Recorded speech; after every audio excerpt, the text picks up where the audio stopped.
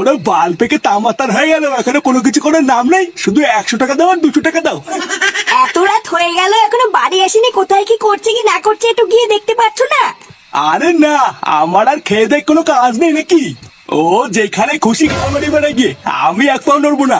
তুমি ওই রাত্রেবেলায় কানের মাথা না খেয়ে উঠে শুয়ে পড়ো।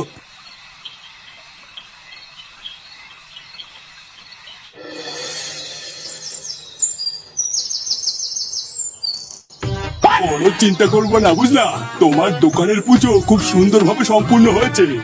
133 কোটি দেবতাকে সাক্ষী রেখে তোমার দোকানের পুজোটা যা সুন্দর করে দিয়েছি না, এবার শুধু দেখবা তোমার দোকানে কাস্টমারের দেন লাইন পড়ে যাবে। আর ফুটো, মন দিয়ে কাজ করবা, ঠিক আছে?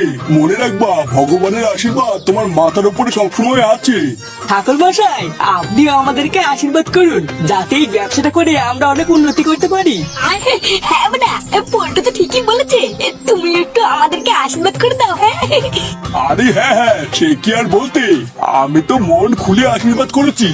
তোমরা শুধু মন দিয়ে কাজটা করো। আচ্ছা ঠাকুর মশাই, ঠিক আছে। নাও ফুটো, এবার আমার দক্ষিণাটা দিয়ে দাও, আমি চলে যাই। এই দক্ষিণা? কিসের দক্ষিণা? আরে ঠাকুর মশাই তো দোকান পুজো দিল, তুই দক্ষিণা দিবি না? মানে বলছিলাম কি তোদের কাছে ঠাকুর দিবে না, আমি তোদেরকে পরে দিচ্ছি। কেন, ওকে কেন দেবে? সব টাকা তো তোর হাতে দিয়েছিলাম, তুই দে। না মানে আমার কাছে তো আর কোনো টাকাই নেই, দোকানের মাল কিনে যা দিয়ে 100 টাকা বেঁচেছিল ওই টাকা দিয়ে তো বাংলা কিনে নিয়েছি। বাংলা নিয়েছিস মানে? টাকাটা কি আমি তোকে বাংলা কেনার জন্য দিয়েছিলাম? আরে এত চাপ নিস কেন? ঠাকুর মশাই তো বললো নাকি যে আমার দোকানে কাস্টমারের দেন লাইন পড়ে যাবে, তা ব্যবসায় লাভ হোক, তারপরে না ঠাকুর মশাইকে দক্ষিণে দিয়ে আসবো খালি। কি ঠাকুর মশাই, ব্যবসায় লাভ হওয়ার পর দক্ষিণটা দিলে হবে তো নাকি? আমার দক্ষিণের টাকা মালকে উড়িয়ে তুই এখন ব্যবসায় লাভ হওয়ার পর আমাকে দক্ষিণা দিবি? চোদনা হরি, আমি তোকে বলে গেলাম তোর ব্যবসা তো শাটার মধ্যে ঢুকবে, মিলিয়ে নিস।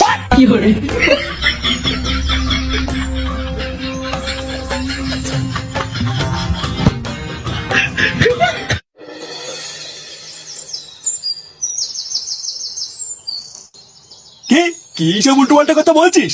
ফুটো নতুন দোকান দিয়েছে? এই তোরা সত্যি করে বলতো, তোরা আবার বিড়ি খাইছিস তাই না?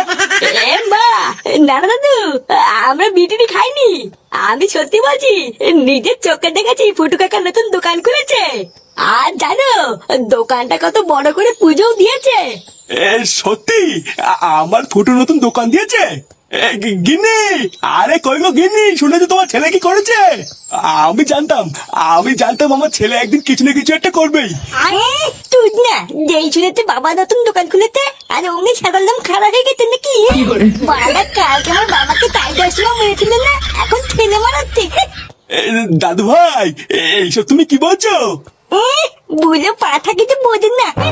বালা দাঁড়াও না, একবার আমার বাবাকে আসতে দাও, তারপর দেখছি তোমার কি করতে হয়।